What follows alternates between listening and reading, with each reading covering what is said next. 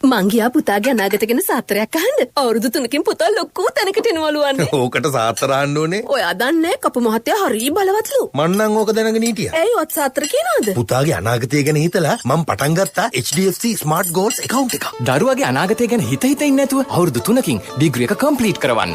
HDFC Smart Goals ගිණුමක් පටන් ගන්න. අමතන්න 2356යි 888. මම HDFC එකට ගියා කියලා සාත්‍රේ කිව්වේ නැද්ද? HDFC Smart Goals ලොකු ටාගට් පොඩි කාලෙකින්. මේ ශ්‍රී ලංකා ගුවන් විදුලි සංස්ථාවයි.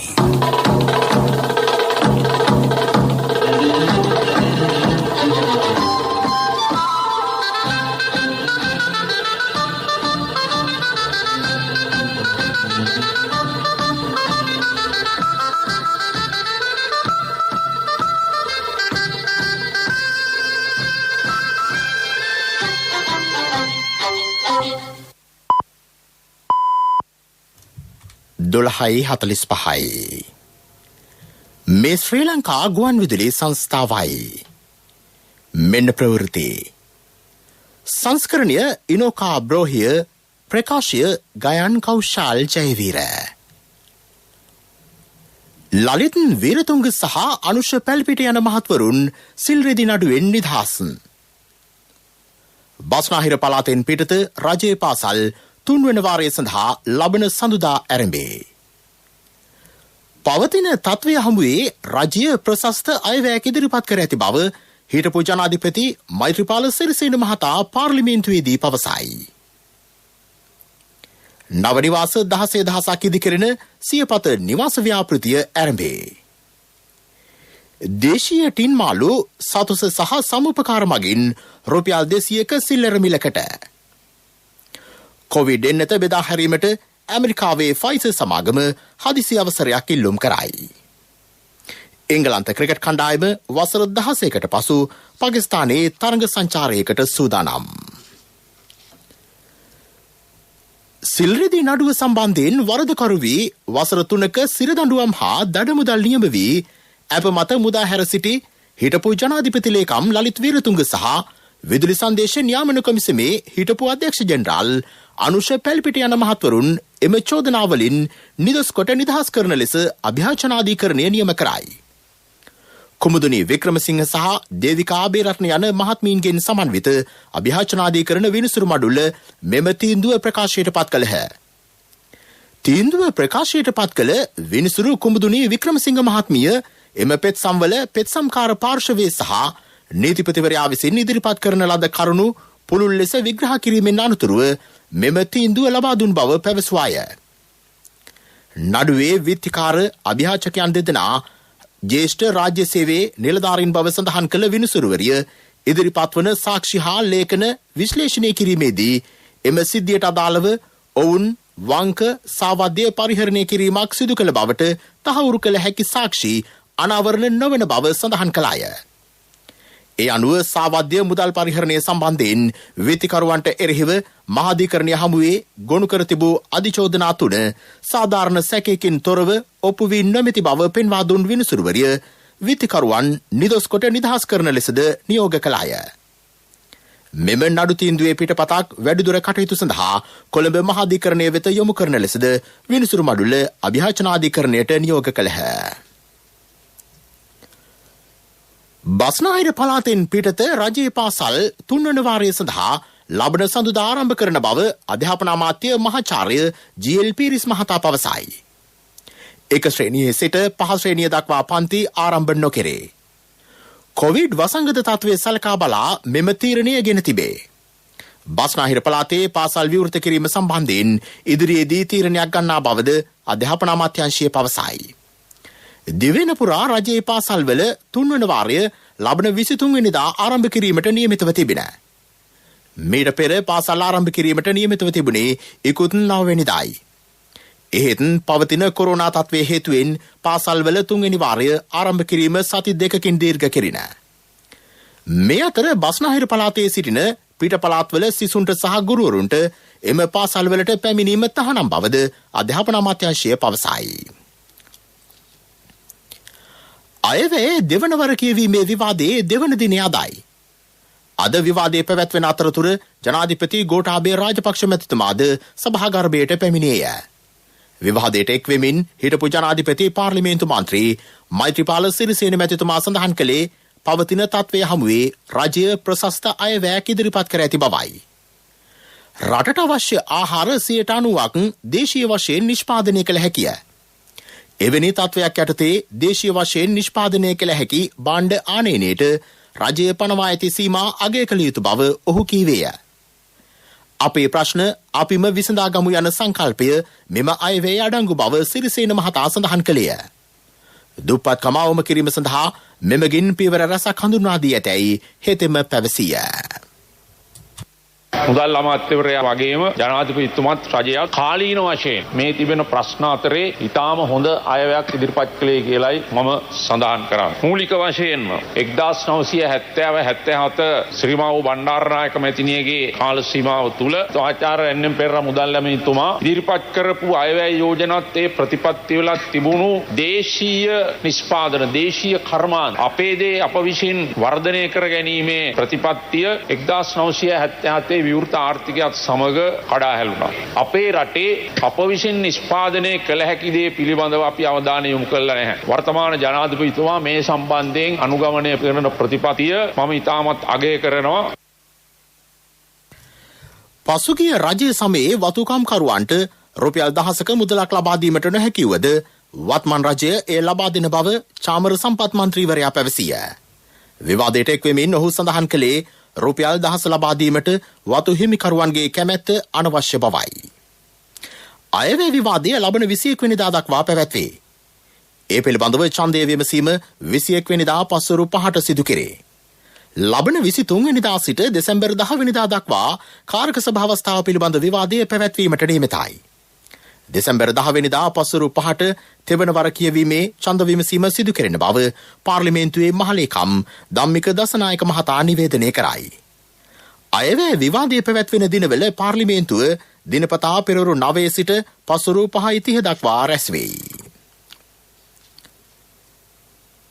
ජනාධිපති ගෝඨාභය රාජපක්ෂ මැතිතුමාගේ සෞභාග්‍ය දැක්ම වැඩපිළිවෙල සහ අග්‍රාමාත්‍යවරයා ඉදිරිපත් කළ අයවැය කතාව මගින් රටේ දේශීය ආර්ථිකය ගොඩනැංවීම සඳහා විශාල සහන ලබා දෙමින් රජය ගෙන ඇති ඉදිරි පියවර බෙහෙවින් වැදගත් වන බව කමර්ෂල් බැංකුවේ සභාපති ශ්‍රී ලංකා මහ බැංකුවේ හිටපු නියෝජ්‍යාධිපති ධර්ම දීරසිංහ මහතා පවසයි. මෙරට බහුතර ජනතාව දේශීය ආර්ථික කටයුතු වල නිරත වෙති. පසුගිය දශක 2-3ක කාලයේදී දේශීය ආර්ථිකය රටේ ආර්ථික ප්‍රතිපත්තියෙන් ගිලිහී තිබුණි. දේශීයව නිෂ්පාදනය කළ හැකි සියලු දෑ විදේශ රටවලින් ගෙන්වන තත්වයකට රට පත්ව තිබුණි. එමගින් විදේශ විනිමය විශාල ප්‍රමාණයක් රටට අහිමි වූ බව ඔහු පැවසිය. විනිමය සංචිත අනවශ්‍ය ආනයන කටයුතු සඳහා යොදා ගැනීමක් සිදුවිය. එම ක්‍රමවේදයෙන් බැහැරව දේශීය ආර්ථිකය ගොඩනැංවීමට ගෙන ඇති පියවර ඉතා වැදගත් බව ඔහු කීවේය. විශේෂයෙන් ජනාධිපතිතුමාගේ මේ සෞභාග්‍ය දැක්ම ඒ රාමුව තුලම මේ සකස් වෙච්ච මේ අයවැයත් තුමාගේ කතාවත් ඉතාම වැදගත්. විශේෂයෙන් අපි නැවත වතාවක් මේ ගැන හිතලා දේශීය වශයෙන් අපේ ආර්ථික කටයුතු අලුතෙන් ආරම්භ කරන්න ඕන අංශ තියෙනවා. විශේෂයෙන් සඳහන් කරන්න ඕන මේ කොවිඩ් වසංගතය සමග නිව් නෝමල් කියන සංකල්පය ගැන අපි හිත යොමු කරලා තියෙනවා. මේක අපි ධනාත්මකව හිතුවොතින් නව සාමාන්‍ය කියන ආකාරයට අපි හිතුවොතින් ඒ නිසා අපි විශේෂයෙන් දේශීය ආර්ථිකයට අනිවාර්යයෙන්ම නැඹුරු යුතු. ඒ වගේම මේ ආර්ථික කටයුතු වල නියැලී ඉන්න පුද්ගලයන්ගේ ජීවන තත්ත්වය, ආදායම් තත්ත්වය ඉහළ නංවන්න අපේ රටේ සමස්ත ආර්ථිකයම ප්‍රතිපත්තියක් හැටියට මේක අරමුණු කරගත යුතුයි කියන එක. ඉතින් මේ මත අපේ ආර්ථික ප්‍රතිපත්ති සම්පාදනය කරොත් අපිට මම හිතන්නේ අයවැය ප්‍රකාශයේ සඳහන් කර පරිදි අපිට 105ක හෝ 1ක වැනි ධනාත්මක ආර්ථික වර්ධනයක් අපේ ආර්ථිකය ලබා ගන්න පුළුවන් වෙයි කියන එකයි ඉදිරි අවුරුදු 3-4 තුල කියන එකයි අදහස්. රටේ පිහිටීම භෞතික සම්පත්, මානව සම්පත් හා තාක්ෂණය යොදා ගනිමින් දේශීය ආර්ථිකය නගා සිටුවීමට අවශ්‍ය පැහැදිලි සැලැස්මක් රජයේ සතු බව මෙවර අයවැය යෝජනාවලියෙන් පැහැදිලි වන්නේ යයි කොළඹ විශ්වවිද්‍යාලයේ ව්‍යාපාරික ආර්ථික විද්‍යාව පිළිබඳ ජ්‍යෙෂ්ඨ මහාචාර්ය HD කරුණාරත්න මහතා පවසයි.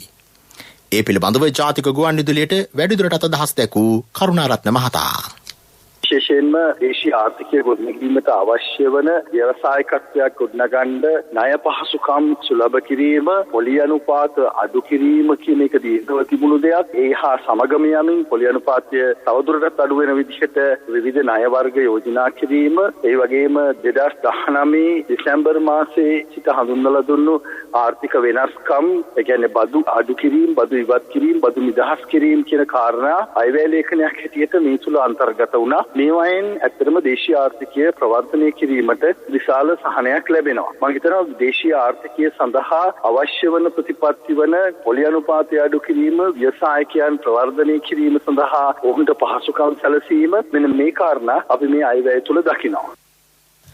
මේ ප්‍රවෘත්ති ශ්‍රී ලංකා ගුවන්විදුලි සංස්ථාවෙන්.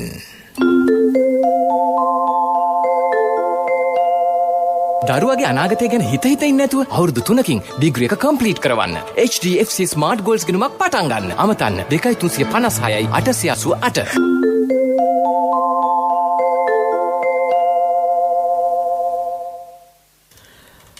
මර්ධකහමුල සියපත නිවාස ව්‍යාපෘතිය අග්‍රාමාත්‍ය මහින්ද රාජපක්ෂ මහතාගේ ප්‍රධානත්වයෙන් ඊයේ ආරම්භ කෙරිණ. සෑම පවුලකටම තමන්ගේම නිවසක් සංකල්පය යටතේ ක්‍රියාත්මක මෙම නිවාස යෝජනා ක්‍රමය යටතේ සෑම මැතිවරණ කොට්ටාශයකම නිවාස 100කින් යුත් මහල් නිවාස සංකීර්ණයක් ඉදි කෙරේ. ඒ අනුව මැතිවරණ කොට්ටාශ 160 ආවරණය වන පරිදි දිවයින පුරා ඉදි කෙරෙන නව නිවාස සංඛ්‍යාව 16000කි. දිවුලපිටිය මරදගහමුල ප්‍රදේශයේ ඉදි කෙරෙන නිවාස සංකීර්ණය මහල් 5කින් සමන්විතයි. නාගරික සංවර්ධන හා නිවාස අමාත්‍යාංශය, ග්‍රාමීය නිවාස සහ ඉදිකිරීම් හා ගොඩනැගිලි ද්‍රව්‍ය කර්මාන්ත ප්‍රවර්ධන රාජ්‍ය අමාත්‍යාංශය, ජාතික නිවාස සංවර්ධන අධිකාරිය එක්ව ව්‍යාපෘතිය ක්‍රියාත්මක කෙරේ. සසුනට පූජා කළ නිවසක් නොමැති දෙමාපියන් සඳහා නිවසක් ලබා දීමේ මිහිඳු නිවාස යෝජනා ක්‍රමයට අදාළ ව්‍යාපෘති යෝජනාව මහා සංඝරත්නය මෙහිදී අග්‍රාමාත්‍යවරයාට බාර දුන්හ. රට ආරක්ෂා කර ගැනීම සඳහා ශක්තිමත් ව්‍යවස්ථාවක් ගෙනීම මෙම අවස්ථාවේ වැදගත් වන බව පැපිලියාන සුනේත්‍රා දේවී මහපිරිවෙනේ පරිවේනාධිපති ශ්‍රී ජයවර්ධනපුර විශ්වවිද්‍යාලයේ පාලි හා බෞද්ධ අධ්‍යනාංශයේ මහාචාර්ය පූජ්‍ය මැදගොඩ අබේතිස්ස ස්වාමින් වහන්සේ සඳහන් කරති. උන්වහන්සේ මෙම අදහස් පළ කළේ ජාතික ගුවන්විදුලියේ සුභාරතී සංවාද මණ්ඩපයට අද පෙරවරුවේක් වෙමිනි. පවතින ව්‍යවස්ථාවේ විධායක ජනාධිපති දුරය සහ මූලික හරයන් ආරක්ෂා කර ගනිමින් මෙම කටයුත්ත සිදුවන්නේ නම් ඉතා වැදගත් බව උන්වහන්සේ පැවසූහ. රට වටේට වැටක් බඳිනවට වඩා වටිනවා රට ආරක්ෂා කරගන්න ව්‍යවස්ථාවක් හදන එක. 70 ව්‍යවස්ථාව 20 වතාවක් සංශෝධනය වෙලා තියෙනවා. මේක වෙනස් කරලා අලුත් ව්‍යවස්ථාවක් හදන්න යනවා නම් ඒ අලුත් ව්‍යවස්ථාවේදී මේ පවතින ව්‍යවස්ථාව නොසලකා හැර කිසි විටකත් කටයුතු නොකළ යුතුයි. මොකද හේතුව මේ ජයවර්ධන මහත්තයාගේ ව්‍යවස්ථාවට අපි කොච්චර බැන්නත් මේ ව්‍යවස්ථාව විසින් තමයි මේ රට රැකගෙන තියෙන්නේ. ඒ නිසා මේකේ විධායක ජනාධිපති ක්‍රමය සුරක්ෂිත කරගත යුතුයි. ඒත් එක්කම මූලික හරයන් ආරක්ෂා කරගත යුතුයි. එහෙම කරලා තමයි අලුත් ව්‍යවස්ථාවක් සකස් කරන්න ඕනේ. ඒකෙදී ජාත්‍යන්තර ගිවිසුම් පිළිබඳව ඉතාමත්ම බරපතල වගන්ති මේ තුළට ඇතුළත් කරන්න ඕනේ රට පාවා නොදෙන. අනිත් කාරණාව තමයි වෙළඳ ගිවිසුම් හරහා රටවල් ඕනේ තරම් ආක්‍රමණය කළා තියෙන රාජ්‍යයන්. ඒතකොට ඒ වගේ දේවල් වළක්වා ගැනීම සඳහා කටයුතු කරන්න ඕනේ. අනිත් එක තමයි අන්තවාදය. ඒ අන්තවාදීන්ගේ අවශ්‍යතා ඉටු නොකරන ආකාරයට ඕන් කටයුතු කළ යුතු වෙනවා. ඒ නිසා මම කියන්නේ මෙතනදී අනාගතේ අපේ රට සුරක්ෂිත කර ගැනීම සඳහා ව්‍යවස්ථාමය ආරක්ෂාවක් සලසා ගන්න ඕනේ. තියෙන ව්‍යවස්ථාවේ තියෙන ඒකීය භාවයට අදාළ කාරණාවල් නොබිදෙන ආකාරයට.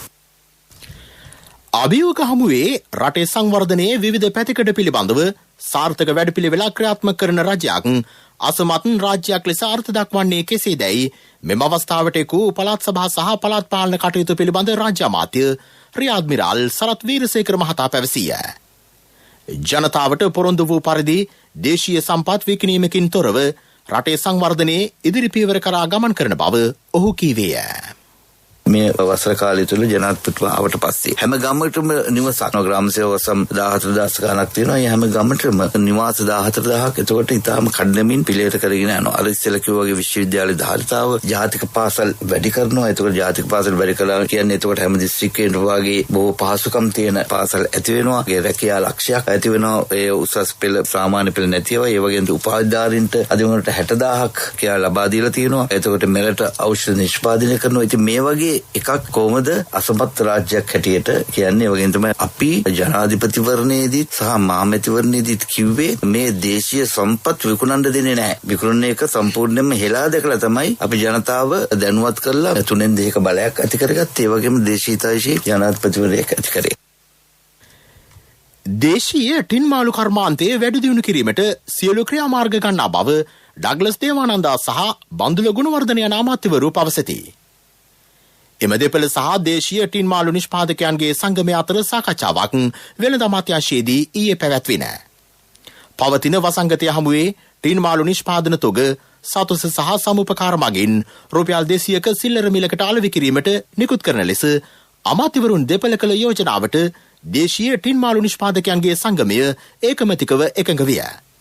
ඒ අනුව දේශීය ටින් මාළු කර්මාන්තකරුවන්ගේ සම්පූර්ණ නිෂ්පාදන ඇසුරුමක් රුපියල් 198 බැගින් මිලදීගෙන රුපියල් 200ක සිල්ලර මිලට අලෙවි කිරීමට සතොස සභාපතිවරයාට ඇමති බන්දුල ගුණවර්ධන මහතා උපදෙස් දුන්නේය. ඒ අනුව ඊයේ සිට සතොස සහ සමුපකාර මගින් ජනතාවට රුපියල් 200කට ටින් මාළු ඇසුරුමක් මිලදී ගත හැකිය. පාස්කු ප්‍රහාරය පිළිබඳ සොයා බැලින ජනාධිපති කොමිසම දැනට පටිගත කරගෙන ඇති සාක්ෂිකරුවන්ගේ ප්‍රකාශ තමා වෙත ලබා දෙන්නැයි නීතිපතිවරයා එම කොමිසමේ සභාපතිවරයාට අද දැනුම් දී තිබේ. පාස්කු ප්‍රහාරයේ සැකකරුවන්ට එරෙහිව චෝදනා ගොනු කිරීම සඳහා මෙම දැනුම් දීම කළ බව නීතිපතිවරයාගේ සම්බන්ධීකරණ නිලධාරීනි රාජ්‍ය අධිනීතිඥ නිෂා රාජ්‍යරත්න මෙනවිය පැවසුවාය. රටවැසි සැමට සෙත්පතා දින 21ක් පුරා අකණ්ඩව කොළඹ නිදහස් චතුරාස්‍ර පරිශ්‍රයේ සංවිධාන කළ සෙත් පිරිත් සජ්ජායනය ජනාධිපති ගෝඨාභය රාජපක්ෂ මැතිතුමාගේ සහභාගීත්වයෙන් ඊයේ පස්වරුවේ ආරම්භ විය. කොරෝනා වසංගතයෙන් රට මුදා ගැනීම සඳහා ආශිර්වාද කිරීම මෙහි අරමුණයි. ආරක්ෂක අමාත්‍යාංශයේ උපදෙස් ඇතිව ත්‍රිවිධ හමුදාව සහ පොලිසියෙක්ව පින්කම සංවිධාන කර තිබේ. ශ්‍රී ලංකා රාමඤ්ඤ මහනිකායේ මහෝපාද්‍ය ශ්‍රී කල්යාණ යෝගාශ්‍රමාධිපති පූජ්‍ය පහළවිටිගල ජනානන්ද ස්වාමින් වහන්සේගේ අනුශාසකත්වයෙන් සහ ප්‍රධානත්වයෙන් පැවැත්වෙන පිරිදේශනාවට ආරණ්‍යවාසී මහා සංඝරත්නය 209ක් එක්ව සිටිති. සදහතුක කරඬුව තැන්පත් කිරීම සහ පිරිදේශනයට මහා සංඝරත්නයට ආරාධනා කිරීම ජනාධිපතිතුමාතින් සිදුවිය. මීළඟට ප්‍රමුඛ පුවත. කොටුව පිටකොටුව රත්මලාන ගල්කිස්ස දෙහිවල මාත්‍ය ඔය මැතින් ඉස්සරහට යන්න. මේ මල්ලි කියන්නේ ඉස්සරහට යන්නකෝ. ඉස්සරහටම යන්න කියලා දිරිගන්වන එකේ හැමදාම බස් එකේ යන්නේ නැතුව අවුරුදු 3කින් තමන්ගේම වාහනයක යන්න. HDFC Smart Goals ගිණුමක් පටන් ගන්න. අමතන්න 2356යි 888. මාව ඉස්සරහ HDFC ගාව වසන මල්ලි. HDFC Smart Goals ලොකු ටාගට් පොඩි කාලෙකින්. ප්‍රමුඛ පුවත ඔබ වෙත ගෙනෙන්නේ සිද්ධාලේප ලක්පියාව. විනාශ කරන ලද විල්පත්තුවට අයත් කල්ලාරු වනාන්තරයේ පැළ සිටුවීමේ කාර්ය රිෂාඩ් බදියුදීන් මන්ත්‍රීවරයාට බාර නොදෙන බව පරිසර ඇමති මහින්ද අමරවීර මහතා පවසයි. අධිකරණ නියෝගයට අනුව ඔහු කළ යුතු වන්නේ වන විනාශය සම්බන්ධ වන සංරක්ෂණ දෙපාර්තමේන්තුවට වනජීවි අමාත්‍යාංශය හා මධ්‍යම පරිසර අධිකාරිය විසින් ඉදිරිපත් කරනු ලබන ඇස්තමේන්තුවට අදාළ මුදල ගෙවීම පමණක් බව හෙතෙම සඳහන් කරයි. වන සංරක්ෂණ දෙපාර්තමේන්තුව කල්ලාරු වනාන්තරයේ යළි රුක් රෝපණය කිරීමේ කටයුතු සිදු කිරීමට නියමිතයි. පරිසර අමාත්‍යාංශය සහ මධ්‍යම පරිසර අධිකාරිය ඒ සඳහා මැදිහත්ව කටයුතු කරන බව ඇමතිවරයා පැවසීය. ප්‍රමුඛ පුවත ඔබ වෙත ගෙන ආවේ සිද්ධාලේප ලක්පියාව. දේවිකා කැමතිද තප්පර 30න් කිරිත එකක් හදන්න? අනේ වජිර කොච්චර හොඳ දෙයක්ද? තප්පර 30කින් ස්වාභාවික කිරිතේ එකක්. පියෝඩේල් කිරිතේ. ශක්ති හඬ අවධානය පිණිසයි. ඇල්පිටිය මහජන ක්‍රීඩාංගණයේ ඉදිරිපිට පිහිටි බස් රථ නැවතුම්පළට ඉහළින් මාර්ගයට බර වී ඇති පැරණි ගස්වල අතු කඩා වැටීම නිසා අනතුරු සිදුවන බව ජනතාව පවසති. මෙම ගස්න් ඇල්පිටිය මූලික රෝහල් භූමියේ පවතී.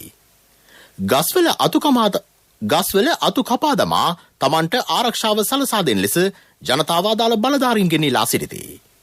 ඇල්පිටිය ප්‍රාදේශීය සභාවේ සභාපතිතුමනි මේ ඔබේ අවධානයටයි.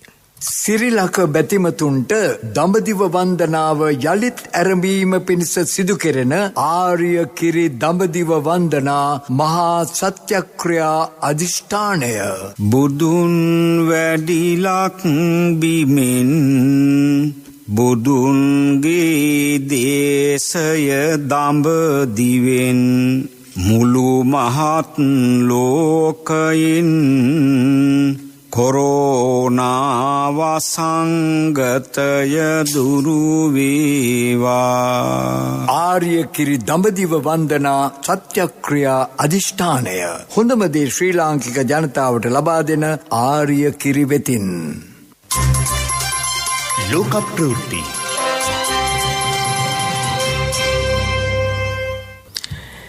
ඉරානයට තවදුරටත් බලපෑම් කිරීම සඳහා ඇමරිකානු නව පරිපාලනය ඊශ්‍රායලය සහ අරාබිය රටවල් සමග සමඳතා අකණ්ඩව පවත්වාගෙන යනු ඇතැයි ඇමරිකානු රාජ්‍ය ලේකම් මයික් පොම්පියෝ මහතා පවසයි. පොම්පියෝ මහතා ඊයේ ඊශ්‍රායලයේදී එරට අගමැති බෙන්ජමින් නෙතන්යාහු සහ බහරේන විදේශ අමාත්‍ය අබ්දුල්ලා ටීම් බින් රෂීඩ් අල් සයනි යන මහත්වරුන් හමු වී සාකච්ඡා කළේය. ඊශ්‍රායලය මේ වන විට බහරේනය සහ එක්සත් අරාබි එමිරාජ්‍ය සමග ආර්ථික ඇතුළු විවිධ ශේෂ්ඨ ඔස්සේ සිය රාජ්‍යතාන්ත්‍රික සම්බන්ධතා සාමාන්‍ය තත්වයට පත් කරගෙන තිබේ. ඉකුත් සැප්තැම්බර් මාසයේ ඇමරිකාවේ මැදිහත්වීමෙන් එම රටවල් අතර සම්බන්ධතා යලි සාමාන්‍ය අතට පත්විය.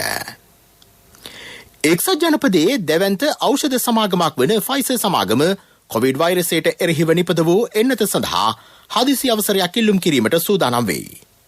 එම එන්නත වෛරසයට එරෙහිව 95%ක් ඵලදායී බව සොයාගෙන ඇත. ෆයිසර් සමාගම ජර්මනියේ බයෝ එන්ටෙක් සමාගම සමග එක්ව එන්නත අතදා බැලීමේ කටයුතු වල නිරත වෙමින් සිටී.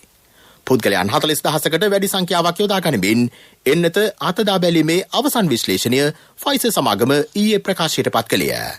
එහිදී කොරෝනා ආසාදිතයන් 170 දෙනෙකු හඳුනාගෙන ඇත. ඉන්දියාවේ කොවිඩ් ආසාදිතයන්ගේ සංඛ්‍යාව 89,58,000 ඉක්මවයි. අද උදෑසනින් අවසන් වූ පැය 24 තුලදී අලුතින් ආසාදිතයන් 45,576 දෙනෙකු හඳුනාගෙන තිබේ. ඊයේ උදෑසන වෛරසය ආසාදනය වීමෙන් 585 දෙනෙකු මිය ගොස් ඇත. ඒ අනුව එරට සමස්ත මරණ සංඛ්‍යාව 1,31,578ක් දක්වා ඉහළ ගොස් තිබේ. තිරසර සංවර්ධනයක පුවත් සම්පින්ඩනය සංවර්ධන පුවත්.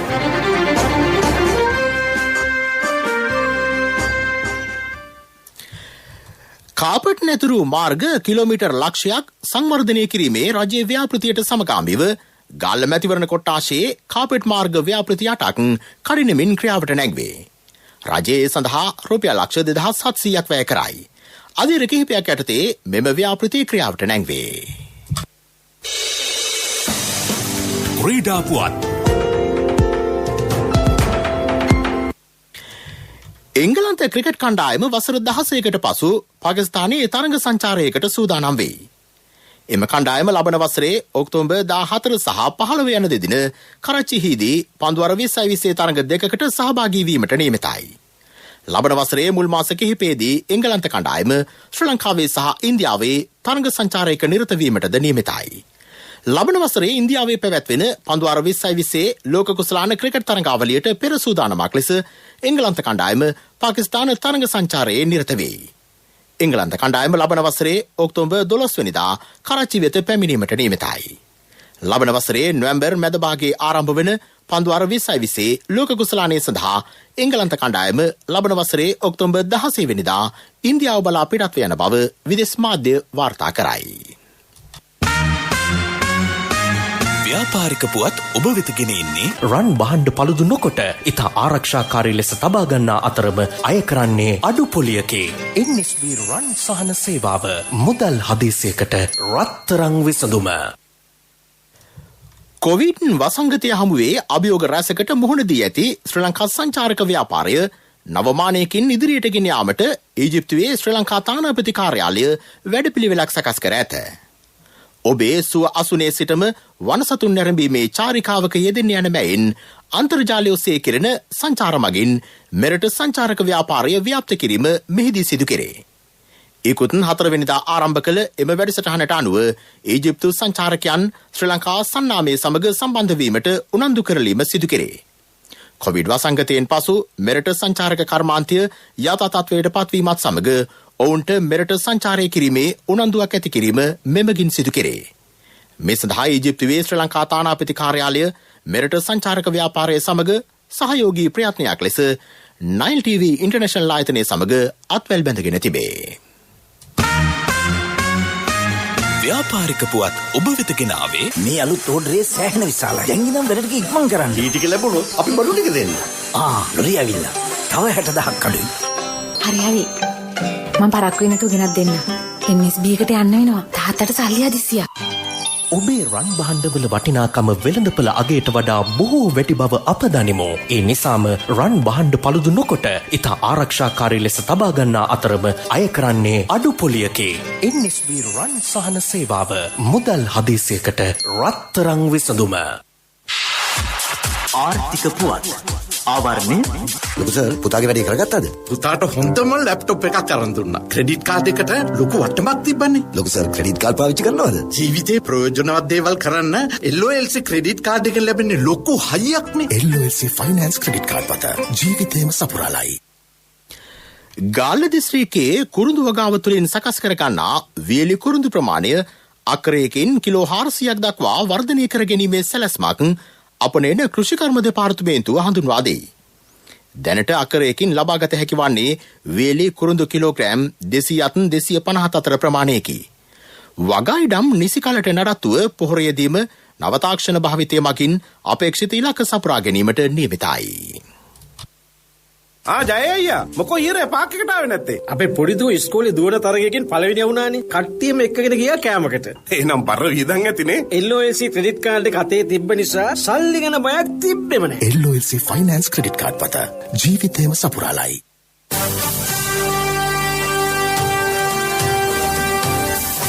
කාලගුණ වාර්තාව. උතුරු සහ නැගෙනහිර පළාත්වල හැර දිවයිනේ සෙසු ප්‍රදේශවලට සවස් කාලයේ හෝ රාත්‍රී කාලයේදී තැනින් තැන වැසි ඇතිවන බව කාලගුණ විද්‍යා දෙපාර්තමේන්තුව පවසයි. දකුණ සබරගමුව මධ්‍යම සහ ඌව පළාත්වල ඇතැම් ස්ථානවල මිලිමීටර් 50 ඉක්ම වූ තද වැසි අද දවසේදී ඇතිවන බවද දෙපාර්තමේන්තුව පවසයි. ප්‍රවෘත්ති අවසන් කිරීමට යලි සිරස්තල. ලලිත් වීරතුංග සහ අනුෂ පැල්පිට යන මහත්වරුන් සිල් රිදි නඩුවෙන් නිදහස්. බස්නාහිර පළාතෙන් පිටත රජයේ පාසල් 3 වන වාරය සඳහා ලබන සඳුදා ආරම්භේ. පවතින තත්ත්වය හමුවේ රජය ප්‍රශස්ත අයවැයක් ඉදිරිපත් කර ඇති බව හිටපු ජනාධිපති මෛත්‍රීපාල සිරිසේන මහතා පාර්ලිමේන්තුවේදී පවසයි. නව නිවාස 16,000ක් ඉදිකරන සියපත නිවාස ව්‍යාපෘතිය ආරම්භේ. දේශීය ටින් මාළු සතුස සහ සමුපකාර මගින් රුපියල් 200ක සිල්ලර මිලකට. කොවිඩ් එන්නත බෙදා හැරීමට ඇමරිකාවේ ෆයිසර් සමාගම හදිසි අවසරයක් ඉල්ලුම් කරයි. එංගලන්ත ක්‍රිකට් කණ්ඩායම වසර 16කට පසු පාකිස්තානයේ තරඟ සංචාරයකට සූදානම්. දිවා ප්‍රවෘත්ති ඉන් සමාප්තයි. අපගේ මීළඟ ප්‍රධාන ප්‍රවෘත්ති ප්‍රකාශය සවස 6ට බලාපොරොත්තු වන්න.